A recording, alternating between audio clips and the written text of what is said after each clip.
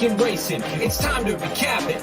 And who better to do it than Michael New Magic? Two bros/pros who cover the highs and lows of racing around the globe on every one of their shows. Real fans look forward to these guys and their last stunts, cause they know they're not talking out of their royal ascot. What they say makes sense. So ladies and gents, sit back and relax as Blinkers Off presents The Magic Mike Show, where you hear the experts speak. The Magic Mike Show. Tune into the show every week. The Magic Mike Show. You can trust the show is the bomb because it's being brought to you by RacingDudes.com. What's up, everybody? I'm Magic. And I'm Mike. This is the Magic Mike Show, episode 358. Mr. Somich. Huzzah! Happy Monday to you. It's very bright and sunny. It's about 75 degrees out in Los Angeles. I'm loving it. How you doing today? I'm doing wonderful, man. I'm doing great. It was a frustrating weekend of racing. I'm not gonna lie. I was happy about the Classic Causeway race, but outside of that, a lot of frustration. But we got some big news coming, which I'm excited to talk a little about Secret Oath and everything else that's going on in the Derby Trail. And of course, we had Derby Pool number 4 that ended this weekend as well, which I'm excited to talk about. We've been doing those videos, been a blast to put those up on the YouTube channel and kind of going over all the different options that you can have in these different places and where you can bet. So looking forward to talking about that as well. How about you, man? How was the weekend? It was good. It was good. Thanks. It was interesting that Tampa, all the rain we were expecting, we were just praying that to leave the stakes on the turf. They stayed on the turf, and Gulfstream, which was supposed to get almost nothing, got completely destroyed. So a little backwards there. But I at least felt validated because we had some fans that were saying, why are you doing Tampa? It's supposed to rain. There's no chance they'll stay on the turf. That's the problem with absolute statements like that, Mike, because they absolutely will bite you in the ass. I've learned that plenty of times. It was funny, man, because I tweeted something about, okay, we're fast and firm at Tampa. Let's see how long this lasts. Hopefully 9 and 10 are on the turf. And Jason Beam replied, hasn't rained here yet. Like, we're still looking good. And it's like, and it's Florida. At any point, it can stop. Like, it will stop or start raining. And that's exactly what we got. Somehow the rain, like there's a monsoon right near the track that doesn't hit Tampa Bay, luckily. And the alligator was out chilling by the pool there. And it was pouring over at Gulfstream. So just kind of crazy how that Florida weather works. But what can you do? Yeah, it's going to be fun. Listen, this is going to be an interactive show.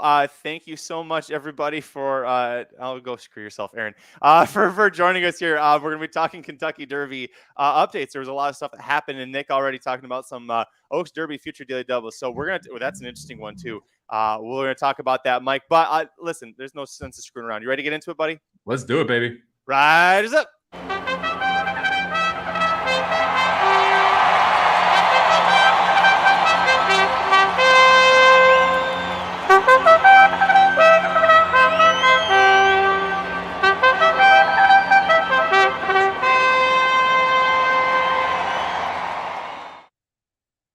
Speedy Gonzalez over there. That was great. I got wheels, my man. I'm agile for 39. You're 39. I did not guess that. No, yeah, you're definitely looking good and agile for 39. One Kentucky Derby prep race over the weekend. That was the 2022 Tampa Bay Derby. Why did I say the year? I don't know because it's in the title. Classic Causeway wins. He goes gate to wire. Kind of a similar look to the Sam F. Davis Stakes. Actually gets a slower buyer for it. But Mike, I guess first question: did we even learn anything from this race? Yeah, we learned that everyone behind Classic Causeway isn't anyone you really want. The race itself is absolutely wild. I mean, this has created one of the more interesting Twitter conversations I've seen in a while, where it actually has information involved. Because the buyer comes back 84, the time form comes back 117, so 33 difference there. That's wild. That's very high for the two to be that different. Usually it's between 10 and 20, somewhere in that range. Immediately, you got Craig, who makes the time form numbers, coming out saying the Tampa Bay time was wrong. So me like, okay, let's time this thing, right? I go to the stopwatch. The actual time is slower than what the track feed says because the run-up was so long that you had about a second and a half added to the end time. But that means depending on where you start and stop your watch, it changes it. Anyway, time form is saying the race was faster than it actually was run based on the buyer numbers. So the buyer numbers come back low because of the time of the race, whereas the time form numbers come back higher because they're actually accurate at timing a race. So it's one of those interesting situations where you're going to see on paper this lower buyer, and you actually just saw the Withers, I think it was, that got adjusted this last weekend as well. A huge adjustment, 78 to an 87. This wasn't like a couple of points here. No, it was a massive jump forward. And again, it was a timing issue. And like, it's wild to me that we can't time a race at literally any major racetrack at this point. But that's clearly something we're struggling with here when we're coming up with these numbers. But yeah, this is one of those interesting situations where you really got to watch it and make your own decision on how good or bad you think this race was because of how this timing and the timing issues have come back. For me, I mean, we talk about it a lot. Look at the chart, see where horses ran, if anyone ran against the kind of the commonality of it. And there were two that stuck out to me. I mean, you had essentially the top 5 horses. 4 of the 5 finished 1 through 4 or in the top 5. The only one who early was in the top 5 who didn't was your favorite, Giant Game, who absolutely quit out the back. So very bad for the Giant Game fan crowd there. Very good for the Golden Glider fan crowd. The only horse that was making up ground in the stretch around the turn was the 6-horse Golden Glider. So to me, the two standouts here, obviously Classic Causeway looked good, able to go gate to wire, caught an absolute flyer out of the gate. So I think that makes it interesting. We've seen him with the ability to stalk, but more or less gone wire to wire the last 2 preps at Tampa. Outside of him, I mean, to me, Golden Glider is the only other horse I have really any interest here coming out of this race. And even then, that's kind of tepid interest, right? It's interest when we're going to an ungraded stakes, or maybe it's the Matt Winn or the Indiana Derby, something like that. Correct. Yeah. We're gonna make a lot of money. We're not knocking that, but as far as the Kentucky Derby goes, I'm with you. Classic Causeway, yeah, we talked about it on the replay and the reaction. Which, if you guys haven't been watching here, didn't know, what we've been doing lately is we've actually been doing these fun reaction videos. So we're watching the video live, just as you see it here. And you get to see how we're reacting to it and what things we're looking for when we watch. This isn't even the best one, though. Go watch the Azeri Stakes when CC almost lost it. That's not play acting. We genuinely had that reaction. Like we all thought CC was going to air, and when she backed up, all hell broke loose on the feed. It was pretty awesome. So make sure you guys go check that out too. They're a lot of fun. Yeah, it's a blast recording those. Those have been a lot of fun to do, and it's a good way to kind of go back and watch the replays too, because obviously this is the time where you got to be watching replays, especially these prep races. When you're trying to decipher who the best horses are. So we're having those up, literally half hour after each of the races. So it's an easy way to go check those out. And what we do once it's done is we break through and break down what happened in the race and what the winner did great. We talk about the trip. So there is all of our analysis is right there with the nice racing dudes. Fun flair. Classic Causeway, it was announced shortly after Brian Lynch, pretty much after we got done recording and we were pondering, does he go to the Bluegrass or not? Brian Lynch said, yes, we're going to the Bluegrass Stakes, which this year is finally a grade 1 race again. All it took was Essential Quality winning it last year to finally Good Magic winning it. No, still a grade 2. But Essential Quality got it done. But right now, the Bluegrass contenders that we know about are 2, Ethereal Road for Dwayne Lucas, and we'll get into why he's there instead of Oaklawn in a little bit, but also Zandon for Chad Brown, who was 3rd in the Risen Star Stakes. He was a horse that won on debut going 1 turn, got immediately thrown into the Remsen Stakes going 2 turns, and then he's faced exclusively good company, but kind of a tough ask for him. From the Bluegrass, Classic Causeway, Zandon, Ethereal Road, kind of up in the air right now. Yeah, I mean, it'd be interesting. Ethereal Road and Zandon are not necessarily on the pace horses. They're both going to come from kind of middle pack. So it really sets up well still for Classic Causeway. To me, it's all about what type of speed sign's on here. And I'm hoping we get at least 2 of the early pace horses so we can see Classic Causeway with some pace pressure. I mean, we've got early voting. We've got Forbidden Kingdom. I'm guessing we will not see either of them. One of them, early voting, I'm assuming is going to stay up in New York. Forbidden Kingdom obviously will stay out in California for the Santa Anita Derby. So be interested to see if we get anyone else who wants to kind of inject that early pace pressure in the Bluegrass or not. That's going to be the key for Classic Causeway to me. If he's low in speed again, especially I think that's a mile and a 16th race where you've got that short stretch at Keeneland. Like it plays really well to speed. Oh no, Bluegrass is mile and an 8th. They'll go a full mile and an 8th, yeah. But you're right, a mile and 16th, it's like a Gulfstream, and I always forget that with Keeneland. Classic Causeway is actually in the Kentucky Jockey Club, which aside from the horse that won that race, Smile Happy, everyone seems to be winning. And we'll get more into Smile Happy in a minute. There's something wacky still happening there. But Nick says, fun story. This is true. Last horse to win the Tampa Bay Derby and the Kentucky Derby is Street Sense. And the first horse race I ever went to was the 2000 Bluegrass when Street Sense was upset. Favorite horse here for him, Classic Causeway. And I also saw that Nick was talking about he's got a $10 Oaks Derby Future Daily Double, or between the two, with Kathleen O, a horse that you really love a lot, Mike, and then Classic Causeway, paying about 160 to 1. Pretty good odds there for those 2 horses. That doesn't suck. No. I mean, like especially with Secret Oath going away from the Oaks. I mean, that's I would say a good thing. I mean, because you're taking out one of the perennial favorites there. Kathleen also looked, by the way, exceptional down at Gulfstream. And we talked about her. I think I did the preview for that race, actually. And I used the horse that we picked, and we did a live stream for it. Like, she looked good. She didn't get the best trip ever. I mean, she actually did have a little bit of trouble in there, and really professional horse. She should be good stretching out. So I'm interested to see what she can do. And that division, the Oaks division, is a bunch of fun, man, even without Secret Oath in there. I mean, there's still quite a few horses that can make some noise. We're going to talk about those horses here in just a second here, but I wanted to get through. Mark, listen, I got so much hate from the Giant Game fans that are out there that after he threw up that first stinker in the Holy Bowl. Yeah. Because I was celebrating White Apario winning. Listen, the horse, I don't get against the horse, but Jesus Christ, get him away from Dale Romans. And Mark says put him in a Fairmount Park. Now there's one other than for 10K. That's just rough. I mean, do you really want to bet him at 1-9 in that race, though? No, I want him to go there, and you can literally just bet the field, and it'd be a 5-horse field. Just take all the show money away because there's going to be bridge jumpers there. Yeah. Listen, as we talked about, Dwayne Lucas confirming secret oath to the Arkansas Derby, a filly that has just looked absolutely monstrous at Oaklawn Park so far this year. And Dwayne said, if this was a colt, it would be a no-brainer. We're going straight to the Arkansas Derby. So, Mike, do you agree? Is this a no-brainer secret oath to the Arkansas Derby?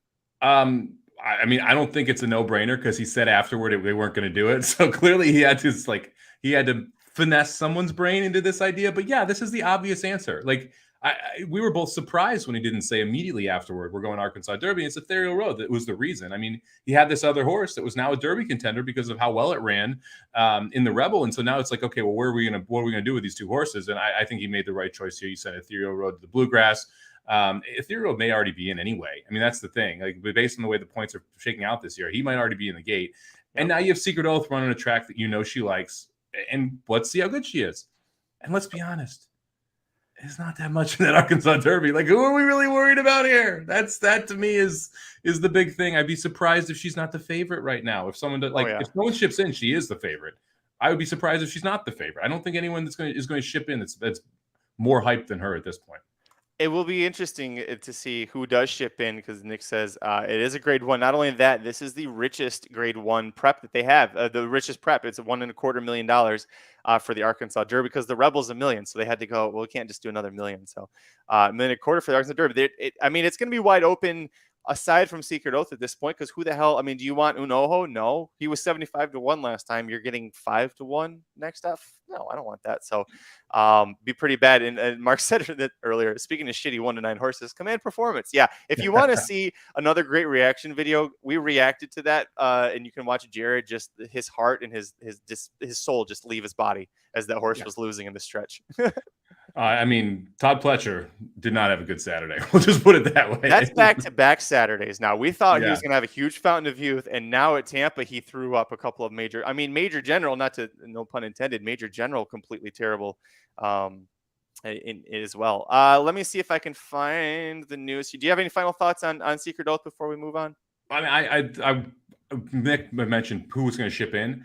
I don't know. Is it Doppelganger? Is that the biggest ship? Like, because you're going to have a Baffert. It's not going to be Newgrange, right? It could be Messier, but I don't. No, he'll stay home for the San Diego Derby, I think. I think you shipped Doppelganger, right? Yeah. And so who else is coming? I mean, like, Brown's not sending anyone. Pletcher's not sending anyone. Maybe Pletcher sends Command Performance. Like, who are we really that worried about that's going to ship in for this race? That to me is the other part of it. Maybe some people from the Florida Derby exit there. I mean, but we already know where Mo Donegal's going. He's going to be up in New York. I mean, I can't think of anyone that I'm like really scared of to face Secret Oath that isn't named Messier that has a chance at shipping, but I'd be shocked if Messier ships. Yeah, the San Diego Derby, because they purposely, so he won the Robert B. Lewis. They waited on the San Felipe and gave him time, and Baffert kind of want to see what else he had left.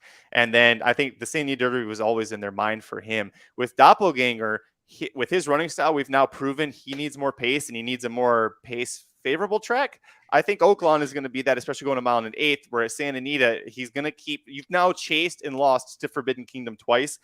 Messier is not fast enough to slow him down for you. So you're going to finish third in that race.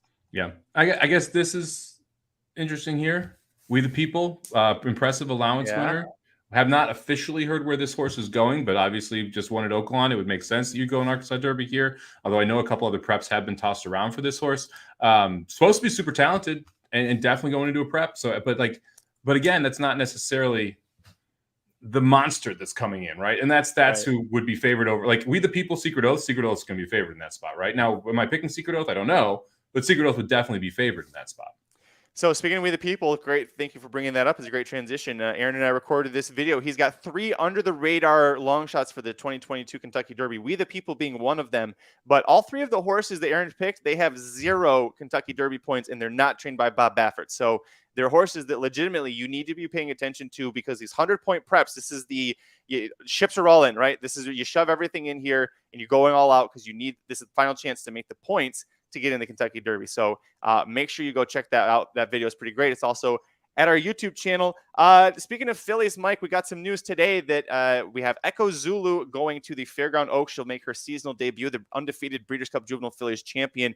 And hey, look at that good-looking guy right next to her there, Epicenter, 59-3 bullet for the Louisiana Derby. Let's first talk about Echo Zulu heading to the Fairgrounds Oaks. Are you nervous that she is just debuting straight into this spot? And maybe the Kentucky Oaks is, if she doesn't do well here, they might skip the Kentucky Oaks. Am I nervous? No, I'm not. I shouldn't be. The one horse that could beat her is out. Yeah, I'm not too concerned about this. Echo Zulu should be able to romp there.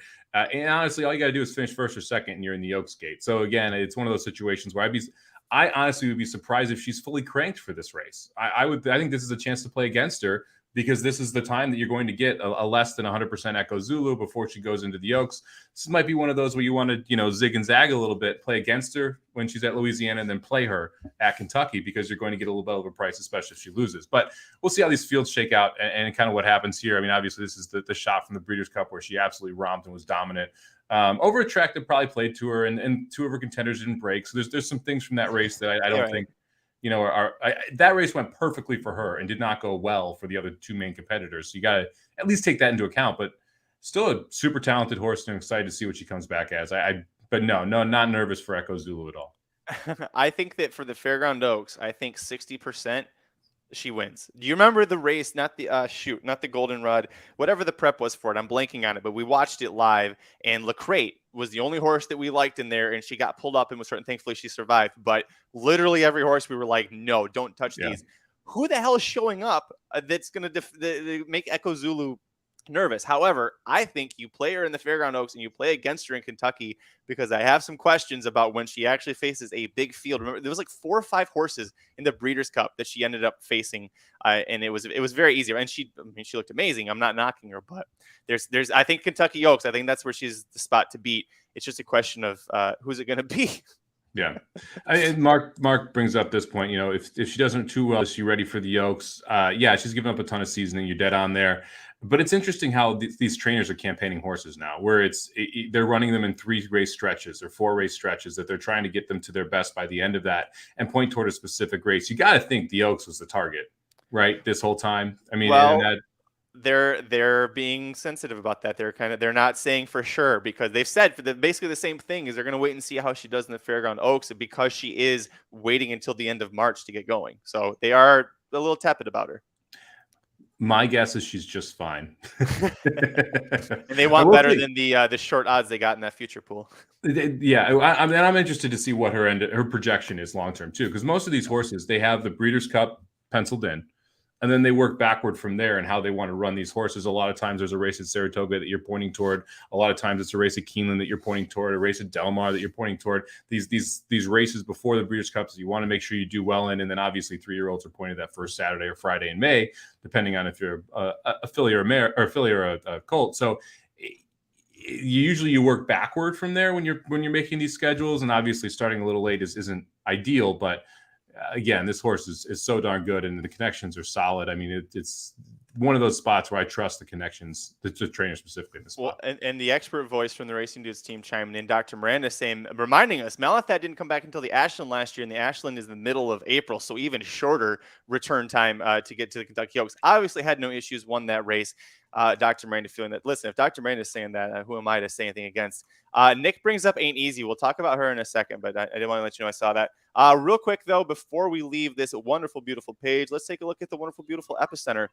59-3 bullet going to Louisiana Derby. By the way, that draws this Saturday morning. Remember how we were like, hey, they're drawing on Mondays for Saturday? No. Now Fairgrounds is like, no, we're going to do it this Saturday morning beforehand. So you can actually check us out. We'll be doing a live reaction to that on the YouTube channel. So come back Saturday morning for that one. But Epicenter, all systems go for the Louisiana Derby. This has been my Kentucky Derby pick for months. I think you're warming up to him a little bit more now, aren't you? No, I'm not picking this horse to win the Kentucky Derby. I'm just not going to do it. I'm going to get you to do it, Mike. I'm going to get you to do it. You also think this horse is a stalker. So let's. I do. I do. I have no logical reason to think that. So yes, that's correct. Yeah. You've been trying to sell me that Epicenter is going to sit off the pace in the Derby and be able to roll by, which I still just don't believe. If he can do that, it completely changes it. But to me, this is just this is Midnight Bourbon 2.0. It's a good horse. How dare you, sir. It's a good horse, but when he faces the big boys, he's going to run a lot of seconds, run a lot of thirds. True. And that's just, it's not bad. There's no shame in being Midnight Bourbon, but it's just who Epicenter is. It's true. To your point, who he's beaten is, at the time we thought, hey, he beat Papa Cap. Papa Cap looked pretty good. Papa Cap's ceiling is where he's at. Smile Happy, we're like, hey, he beat Smile Happy. We're not that high on Smile Happy as some other people are. So, yeah, listen, I love him. I love him to death. The Louisiana Derby, that's going to be the push comes to shove time. We'll move on. The Kentucky Derby Future Wager Pool 4 ended this weekend, and we also had the Lone Kentucky Oaks Future Wager Pool, so we can talk about that. This is something that's been a big hit over at our YouTube channel here. Some things I want to talk about. Classic Causeway, your only prep runner over the weekend, 15-1 drops to 10-1. But your favorites, it's not even Forbidden Kingdom. Like, for some damn reason, Smile Happy is still the favorite. Why is Smile Happy still the favorite, other than this whole pool is stupid, the idea is stupid, and so therefore stupid people make him the favorite? I mean, honestly, I wouldn't bet Smile Happy at 6-1 on Derby Day knowing he's running. Yes, that's how crazy this number is to me. Honestly, fair odds on Smile Happy right now, I think should be 25-1. So I was shocked that we saw 6-1 on Smile Happy in this spot. With what we have seen, you're assuming that we're going to get a huge step forward and then another step forward to win the Derby. When we saw, I mean, I'm not going to say a clunker, but it was like my Oldsmobile 88 when I started driving. It was a good car, but it wasn't a nice car. Let's be honest. Man, for 39, Oldsmobile 88, I'm learning so much about your actual age now this time. We'll go kind of quickly through here. 1 through 9, Barber Road starting at the top, and then actually it's going to be cut off on the screen. We'll start with to Epicenter there. Epicenter, I made 2 bets. One of them was Epicenter at 13-1. I think that 13-1 is a very good price, because if he goes to the Derby, if he wins Louisiana Derby or even runs a really nice second, he's going to be under 13-1, because you've got Asmussen, you've got Joel Rosario is the rider here. Yeah, you're not getting 13-1 on him on race day if he wins the Louisiana Derby. So really, it's you're making a bet on the Louisiana Derby, because if he loses that, you're probably getting 10-1 on race day, maybe a little bit higher. And so it's all about forecasting how they're going to do in that final prep race if you're betting these pools, because what you're trying to do is get a closing line value, right? You talk about a lot of times in sports betting, you want that CLV. You're looking for having a horse that you have at 20-1 that's sitting in the gate at 6-1, and that everything went well and you're getting that added value. The other mover here, early voting, 30-1 down to 19-1. Is that because his buyer improved 9 points over the weekend? Well, yes, and I think the race also, Unoho winning, obviously takes a step forward there since the last pool. So there's a couple things that I think turned positively for early voting. Chad Brown also had a very good weekend, and his crop has seemed to have been getting better. His barn's been getting better the last few weeks. So I think that probably doesn't hurt him. Ethereal Road there, 50-1 down to 32-1 with the news he's going to the Bluegrass. Forbidden Kingdom opened the pool as the 5-1 favorite, 7-1 where he lands. Looking at this, Mike, I don't know that there's anyone who I actually would want to bet you. No, not at these numbers. I mean, we talked about it on the preview, 30-1 and charge it, yes, but we knew it wasn't closing at 30-1. That was not going to be the final number. That was just the morning line, obviously. In Due Time is interesting, but he's probably not winning the Derby, so I'm not really betting In Due Time there. And I have Classic Causeway at 50-1, so I'm not interested in Classic Causeway at anything around 10-1. And then you look through this, and it's Forbidden Kingdom, I think I should probably be the favorite on this list right now, but I'm not taking any horse sub 10-1 right now. So you're really looking, okay, what long shots have a chance? I mean, Morello, you could make a case for if that horse keeps stepping forward. That horse has an outside. He's never been 2 turns. Well, that's why 17-1 probably is not enough for me here, right? Yep. Simplification, 19-1. I think you could make a case there that the trip was so bad in the Fountain of Youth, I think it was. Yes. And then he came back there last The time. Holy Bull. The Holy Bull. His trip was so bad, runs second to Wade Barrio, and comes back in the Fountain of Youth, has a bad trip again, and is able to get the job done. So maybe you can make a case there for simplification. But yeah, to me, it's these Florida horses, man. I think they're the best we got right now. It's kind of crazy. The other bet I made was on our boy Wade Barrio. I saw that I checked yesterday afternoon. I remember this time, and I saw he was creeping and holding steady about 22, 23 to 1. I'm like, if he first or second in the Florida Derby, there's no way. The way he worked out and that the super impressive, like 59-3 or something. So I love that horse. I'm still mad. He ended pool 2 at 171 to 1. Didn't get that done. Do you have him at a number? At who? Wade Barrio? Do you have him? No. My love for Wade Barrio started probably about. I've been picking him for a while, but I never was really that interested at like the 25 to 1 number, and basically that's what he's been at pretty much the entire time, floating between 25 and 30 to 1. And first off, I don't love future bets, and so I don't place them unless I think I'm getting like a ridiculous odds. And I was able to get 50 to 1 after the Sam F. Davis, after Classic Causeway won that, which I thought was crazy. I thought like the horse hasn't been over 15 to 1 since the day after. So if you're able to jump on it, you got a good number. I would want a bigger number for Wade Barrio. Look, Safi's never won a Derby. He's one of those trainers where you just haven't seen him be able to do it yet. And so that's obviously a knock against Wade Barrio. And then there's just the fact that we don't know how good that race was yet. Obviously, simplification coming back and running big flattered the heck out of Wade Barrio. And Classic Causeway doing what he did flattered Wade Barrio, considering what happened in the Jockey Club. So there's enough reasons to like him. But for me, it's tough to swallow anything under 20 to 1. More than 6 weeks out, 7 weeks out from the Derby. You have horses that leave the gate 4 days before it, right? I mean, Omaha Beach comes to mind, where he was the favorite and had to scratch out because of a fever. A lot of reasons these horses don't end up in the gate, and I just don't want to tie the money down that long. I want to go through the comments because you guys have been really great about that. Let me see, where does it start at here? It was before that. Sorry, great content here. Daryl says, let Mattress Mac juice the Kentucky Derby odds for other horses. Yeah, Mattress Mac cannot help himself. I think that's the reason Smile Happy.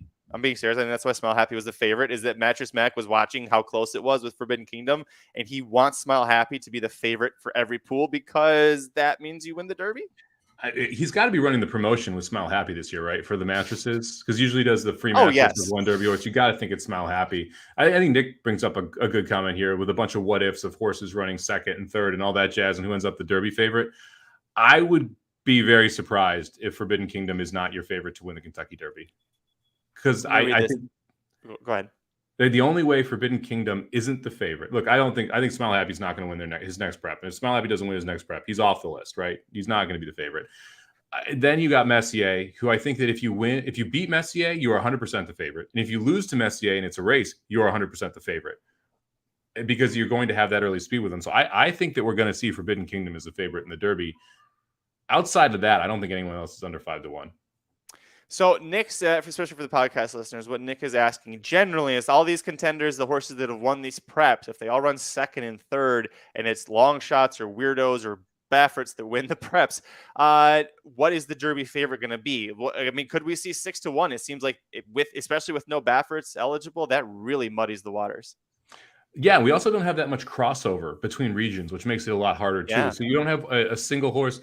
Like, it's going to be interesting to see what Classic Causeway does in Kentucky, because he'll be facing a new set of shooters, including like Zenden, who's coming in from New York. And so all of a sudden you'll have this melting pot of competition that will give us an idea of where these horses are before the race. But right now, everyone's pretty much staying in their own lanes, which makes it very, very hard to have a heavy favorite, because you have 4 good horses in each lane. It's hard to really separate them without seeing them face anyone new. Tanya says I have the futures bet on simplification. Don't hate that. 47 to 1. That is a very solid price. Yeah, 47 to 1. Because as Daryl says, and kind of where we're going, who's winning the Florida Derby if it's not simplification or Wade Barrio? Are we getting a new shooter? That's a new shooter that upsets those two. That's who it does it. I think. Charge it maybe.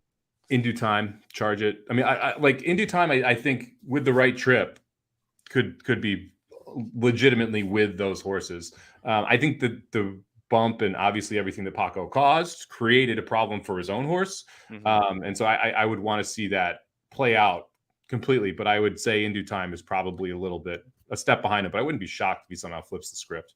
We're going to be in an interesting handicapping pickle come Florida Derby because say half the horses come out of the Fountain of Youth, go to that race.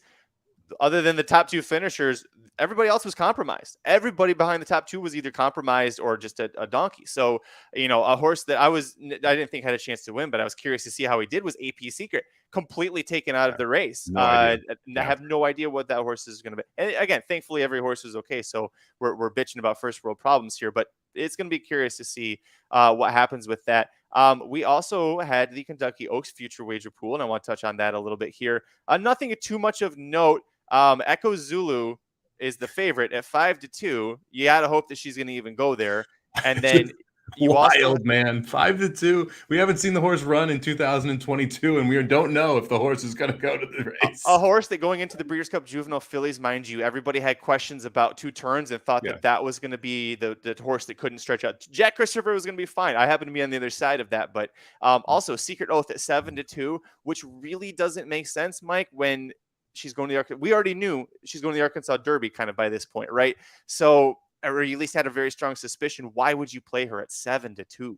It's interesting because you're rooting for her to suck, right? In the Arkansas Derby. So she doesn't have the points to go to the Kentucky Derby. And then she goes back to the Oaks. And then you think there's a big enough gap between the Arkansas Derby winner and the Oaks winner that she's going to be able to flip. It's just, you need a lot of things to go right to get 7-2 on your money over a 6-week period when a lot of things can go wrong. Let's put it that way. Daryl said we're going to talk about this because a couple people put their tickets in, but the most fun future bet over the weekend was the Oaks Kentucky Derby doubles. I'm very mad that I didn't actually play that last year because I actually I had Malathat and Medina Spirit in both of those, and I don't know what the odds were in that pool, but it's probably best that I don't look at that. I do want to bring up, because Nick talked about her and she's on that list somewhere, is Ain't Easy. She was tried facing a couple of Bob Bafferts over the weekend in her 22 debut. She was one of the few horses that was supposed to go to the Breeders' Cup Juvenile Fillies, and then she ended up missing. I think she had a bone spur for Phil D'Amato, but she gets third or in the Santa Isabel over the weekend. Do you have any thoughts on Ain't Easy? Sorry, it wasn't last week; it was 2 weeks ago. But do you have any thoughts on her? D'Amato, second off the bench, she should be a lot stronger. I think she's an interesting horse. I think a lot of it is really what's up with these defections. When you look through this list, you've got Echo Zulu at 5-2. You got Secret Oath at 7-2. If they're both out, why not, right? Then all of a sudden, it's all bets are off. You could really take any horse on this board and make an argument for it. So the fact that you've got Echo Zulu, which we don't know, and then you've got this 7-2 price on a horse that's probably targeting a different race, really makes the rest of this pool interesting. It juices up the rest of it. I actually can't find very many international places currently offering Oaks options, because I was looking through that when we were talking here to see if we could pull something up that's still available here, because I think that those two horses, anytime you have favorites who may not even be in the gate, it creates a lot of value in other spots. I wanted to bring up your girl, Kathleen. Oh, she actually dipped from 8-1 to 9-1. Listen, you called her, you picked her, and maybe it was a rough morning line from Pete because she was not the favorite. I think she was like fifth choice when you picked her, and then she on the morning line, and then she ended up being the favorite in that race. But I did at least want to bring that up. Kathleen, thoughts on her? You like her for the Gulfstream Park Oaks, and then Kentucky. Yeah, I mean, look, she should get better as she stretches out. We've seen this horse have trouble multiple times, never her fault, which I think is important. It's not like this horse is getting way back and then a mess. No, she was run into a pocket and then had to figure it out, was able to kind of play a little bit of bumper ball and get into the four-path but as soon as she gets free in the stretch, every time she's got a turf turn of foot where she just kicks it into a gear and she's gone. And that to me is really appealing, because all of a sudden we always talk about this. You have a professional 3-year-old who can close ground and has a big kick. That's everything I am looking for in an Oaks or Derby horse. If you can't wire the field, obviously. Two others that stand out to me, Shahama, who transferred to Todd Pletcher and is actually, I think, training straight up to the Kentucky Oaks, which is interesting, but she won the UAE Oaks. Is that what it's called? Okay. The Kentucky Oaks prep that's over in Maidan, and she looked incredible, looked amazing. And they immediately said afterwards, all right, we're sending her to this America. Todd Pletcher is going to train her and get her for the Kentucky Oaks. So seeing a little bit of interest there, 24-1. Venti Valentine holding straight at 15-1. This horse has been brought up quite a bit in the chat here, so I wanted to make sure we talked about Venti Valentine, winner of the Busher Stakes, I believe. Any thoughts on Venti Valentine? Jorge Abreu is not a big-name trainer in a spot like this. But yeah, again, to me, it's about who's in the gate. I mean, if Secret Oath and Echo Zulu are both in there, then all of a sudden Ain't Easy and Venti Valentine take a step back. If neither of them are in that gate, or if it's just honestly, if Secret Oath is in the Derby, I'm willing to take a shot against Echo Zulu because we've never seen her take pace pressure. We've never seen her in a big field. We've never like the 2-turn issue was one that I had back on Breeders' Cup weekend, and so like I was against her on Breeders' Cup weekend. So the thought of her being 5-2 8 weeks out here is wild to me. Because I like really were that many questions answered? She got easy lead. She ran in a circle. Wasn't that hard? Like so we'll see. I mean, but yeah, to me that like if Secret Oath isn't in here, it's wide open. CJ posted up his double ticket, and I like it. And I think he's thinking the same way you are, Mike, is that if you take those two favorites out, he did actually, I can see it in the chat there, got Ain't Easy and Venti Valentine over Charge It, Classic Causeway, Early Voting, Epicenter, Simplification, Way to Barrio, all good horses to have. I don't have a problem with any of those. He says the payouts are between 600 and 2,000 to 1. You could have bet $1 on those exactas, and those are some solid payouts, CJ. So I'm guessing you bet more than $1 on that, so congrats. Well, and those double and the exacta are often the better bets than just the straight win bets, because you get some real outliers in smaller pools where you can take a huge number for an outcome that is paying way over the win parlay outcome, right? Because you're not getting 600 to 2,000 to 1 in a win parlay on those horses.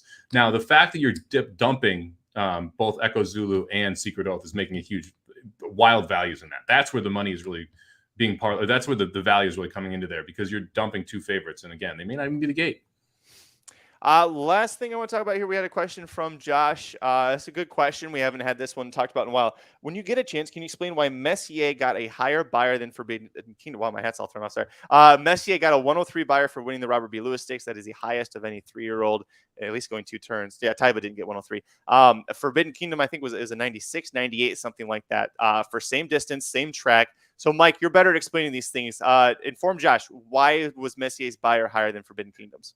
So a buyer number, and this is what's important to note, is how does a buyer number become a buyer number, right? What's the formula to get to it? So it's comparing similar races over similar days over similar track variants, taking the time of that race, the closing time of that race, how fast they're going down the stretch, and then creating a number based off of those specific variables. So in the Messier versus Forbidden Kingdom situation, I'm going to be honest here, I'm not looking at the times right now, so I can't tell you which race was timed faster. But let's say both races were run in, and I know this is wrong, but just bear with me here while I explain buyers. Both races were run in 1:36.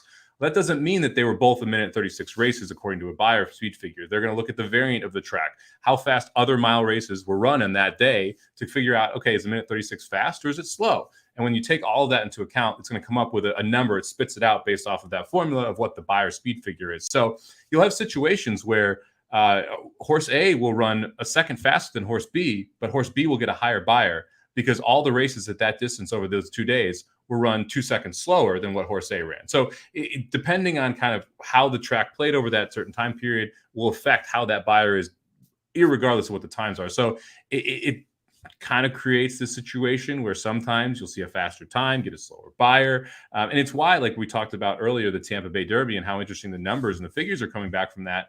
Time form and buyer disagree on what the final time of the race was. So you're getting two totally different numbers from the two of them because they both factor in time of race and pace specifically into those numbers. So right now that's the main reason why Messier's numbers are higher, because he ran faster on that day than the other horses that were around the same, there were other races around the same distance. He was that much faster on those days, and that's how you create the buyer.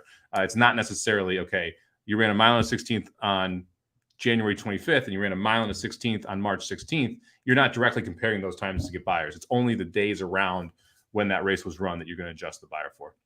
I had the times for you, and keep in mind both horses completely ridden out, so could have won by more or in quicker times. But that said, Forbidden Kingdom 143.98 for a mile and a 16th. Messier 142.89, so 1.04 seconds faster. And if you look at if you're DRF, if you're looking at that number, they have a track variant that's included there. So when you're looking at it at the form right before the name of the horse, there'll be a number and then a dash and a second number. The first number is how fast the track was. The dash is the variant in the track, and the variant can adjust. The higher that variant is, the the slower the time is supposed to be. So sometimes you'll see a dash or a 0. That's a no variant. You'll see as high as like 40 on some muddy days on tracks like Aqueduct, where they're being slowed down exponentially because of the track.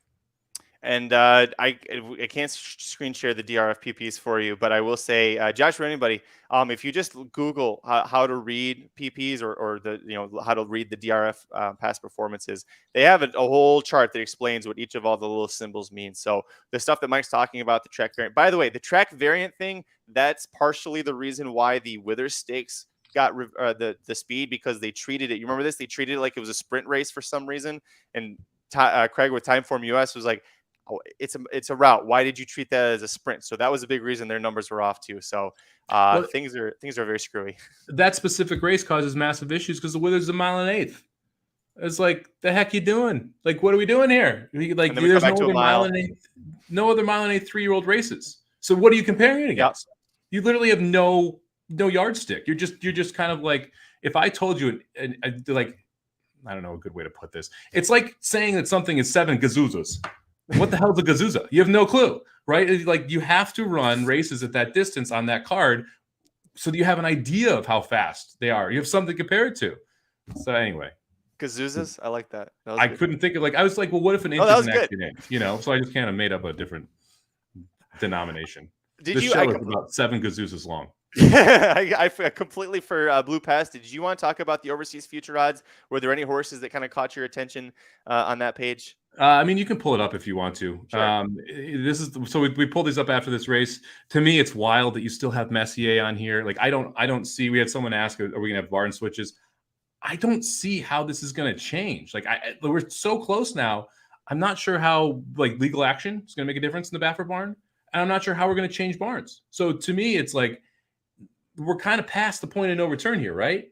Because even if let's say Baffert switches Messier to a new barn, you really think that after everything we're just like, oh no, CDI says it's cool, it's fine, it's all good, it's not a Baffert horse. It's like, no, it's kind of a Baffert horse.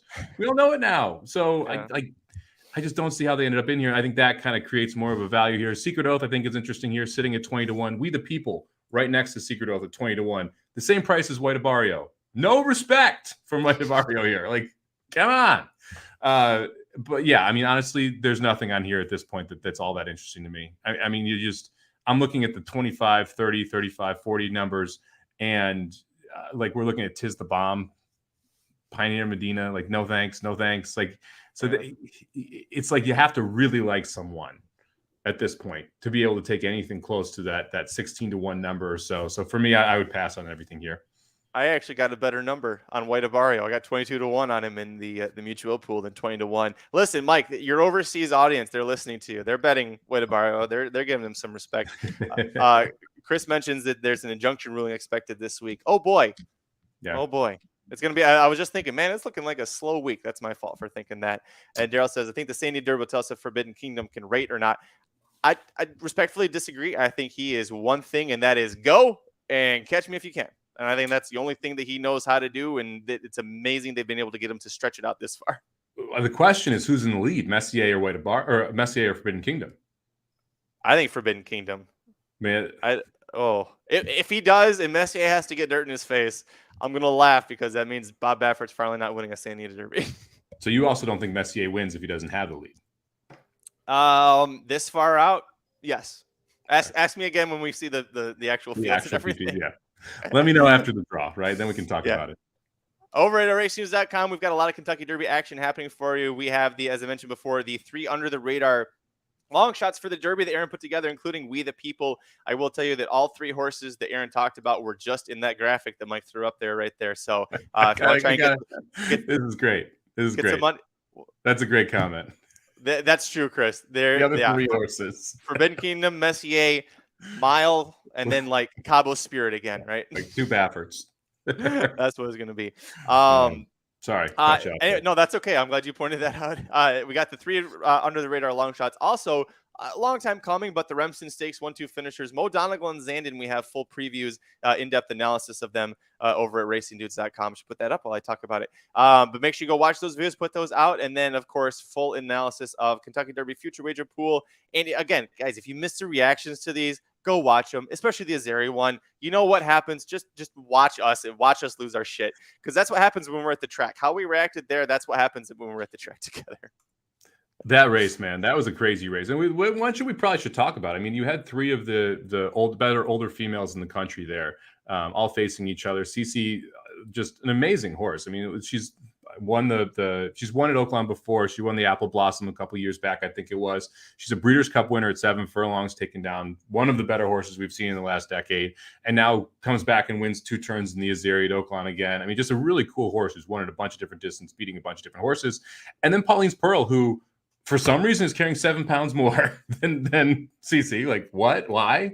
How is this? Like, literally this horse is coming off a Breeders' Cup win, and the other horse is carrying 7 pounds more. Misses the break, gets squeezed, ends up in last, has to make this wide sweeping move, and I mean, put a lot of pressure on Cece. Now, how much did Cece have in the tank? I think is a valid question, because of the way that she, as soon as she opened up, got bored, and as soon as the competition came to her, she reopened up. Like, I don't think they're ever getting by her, but Pauline's Pearl at least made it interesting. She did, and we talked about it, like when it first happened, she got pinched all the way to the rear. We're like, well, she's out of the race, and that's not good. And when she started looming in that turn, I think it was you that called it out. Pauline's Pearl's going to throw her hat into the ring, and they're just like, oh, okay, this is going to be kind of fun. Or no, Aaron said that, and then you go, no, Cece's going to win this by 5, and immediately she starts opening up. We're like, oh, okay. Wait, what? Wait, what's going on? Yeah, don't give it up. Yeah, anyways, it's a lot of fun. So go check that out over there. And then, of course, if you didn't know, there's actually going to be a fantasy basketball, or a basketball tournament happening, a fantasy March Madness bracket happening over at racingdudes.com. We actually have a Racing Dudes team bracket that everybody is invited to. So go check out the tweet over twitter.com/racing_dudes. It's over there. We'll have, if you're a subscriber to the email service, we'll be sending out links to that. It's free to join. There is a prize pack to the winner, but it's mostly for bragging rights. You can come see how you do against us. I will tell you, I'm not going to speak for Mike. I've watched like 0 minutes of college basketball this year, and I'm literally going to be watching, not this one, but Dudes Who Bet Sports 61 on Wednesday. Papa Dude and Aaron, they're going to go through their entire brackets together. I am going to just go ahead and, I'm going to play their brackets. So I'm going to tie them, because I listen, I don't know what the hell I'm doing, Mike. When I lived in Vegas, I loved college basketball. I thought it was a beatable sport from a sportsbook perspective, because if you became the champion of the shit league, you actually knew more than Vegas did in a lot of these games. I have not had that much time in my life to put towards sports betting in a very, very long time. So I'm no longer, I literally had I knew team managers on the WAC teams that I was calling before, because I was WCC. That's all I played. So I knew team managers from them because they played tournaments in Vegas. You got to meet people, then you could call people.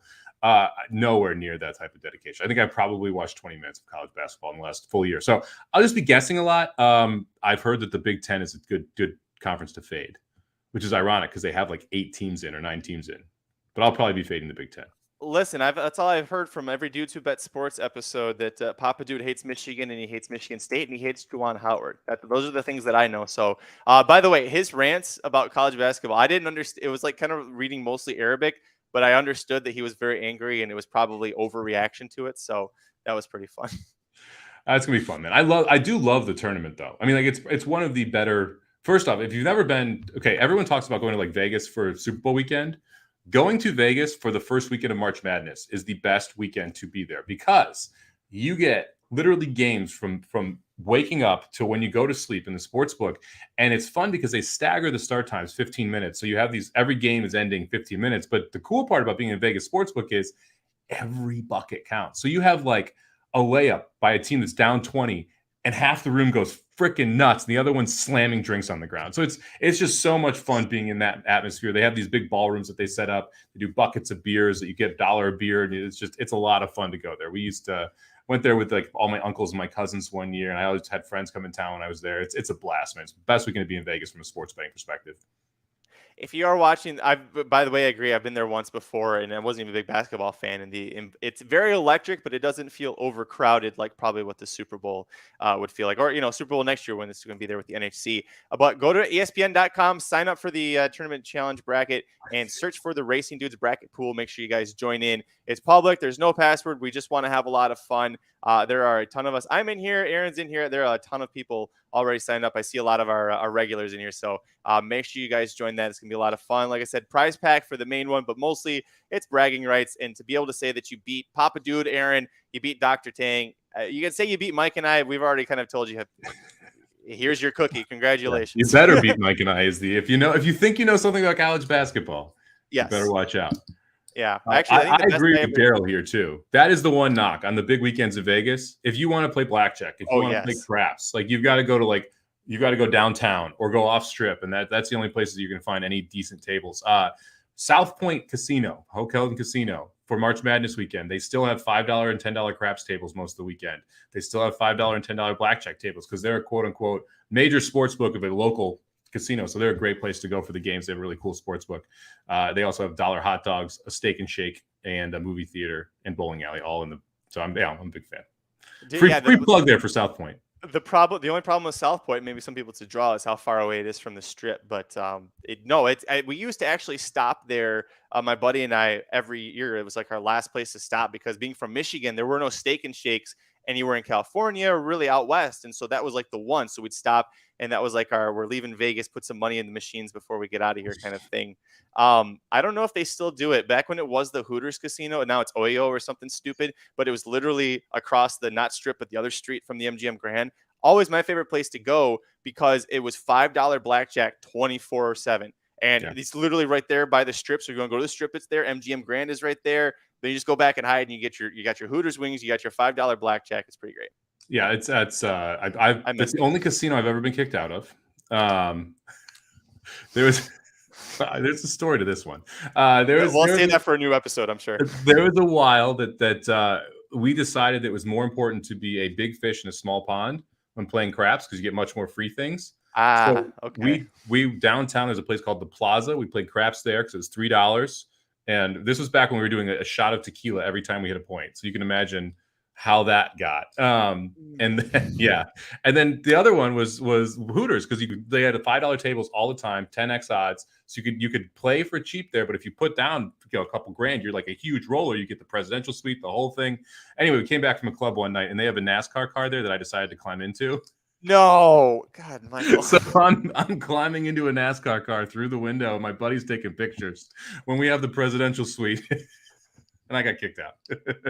Don't climb in the NASCAR. Wow, that's incredible. Yeah. I love that story. I missed that I haven't been to Vegas in years, but since NHC, but I missed that they probably don't have that in the lobby anymore. It looks like I'm looking at their website and they advertise that they have the Hooters restaurant, which is honestly was the best part there, other than the $5. No, they still have $5 blackjack. It says, okay, listen, NHC 2023, you'll find Mike and I across the street from the MGM Grand at Oyo playing $5,000 rolls on craps. Yeah, there we go. Maybe not that much. The craps was rough, man. Like Dr. Tang and I were trying to play some craps at NHC, and the tables were all like $25. Like we're not looking for $25 mins. We're looking to lose slowly here. We don't want to make this hurt. Right. This is gonna like death by 1,000 cuts, not one slash across the throat. Yeah. No. And the Equestrian Center is actually very good at South Point as well. I'm a South Point homer, man. I actually like the pool. They had some good concerts there. Like, yeah, the hot dog stand is strong there. 75-cent hot dogs. Like, if you're nice to the staff, they'll give you like 10, 15 drink tickets. I also worked there for like 3 months. So I knew everybody too, which is great. Mary's awesome over at the Racebook. Say hi to her. Tell her I say hi if you go there. Daryl says the best part for him is a separate sports book and race book. Yeah, that's great. If you've ever been to a book on a big day when they're kind of jammed together and you're trying to play the ponies, oh God, you hate every single sports bettor. You're like, shut up. Yeah. Pro tip: if you're going for big days and you want a good way to get like into the sports book, go like the Thursday before and bet on the ponies. And then ask for a seat in the horse section on that Saturday or that NFL Sunday. And you'll get a reserved seat right next to the big screens right over here with all the football just for betting horses. Yeah, I love it, man. Now you're making me miss Vegas. Listen, I might be going back in a couple of months. We'll see. We'll turn out. And listen, we will be back on Thursday. We're going to be covering pick 4 sequence from, I'm going to guess we're going to go to Gulfstream, Mike. They got 3 stakes there, 2 dirt sprint and then a turf sprint stakes. Hopefully we stay on the turf there. I haven't looked at the weather yet. But you good with Gulfstream for Thursday? Yeah, let's do it. Let's do it. Also, make sure you check out Dudes Who Bet Sports. Episode 61 will be up on Wednesday morning, covering all of the bracket in depth. If you want the live reaction that happened yesterday, Sunday afternoon, to the bracket news, Papa Dude was full on Abe Simpson for a while, so it's pretty great. Make sure you go check that out. You follow us on Twitter. I am at Curtis Kalleward. He is at Somobomb 18, number 1, number 8. Corporate Overlords at Racing_Dudes. Until Thursday, I'm Magic. And I'm Mike. Good luck this week, guys. This has been a presentation of RacingDudes.com, your destination for all things horse racing and sports betting. Whether you want free winners, expert insider picks, up-to-the-minute trackside weather reports, or podcasts and videos for bettors of all skill levels, never make another wager without visiting the Racing Dudes. First,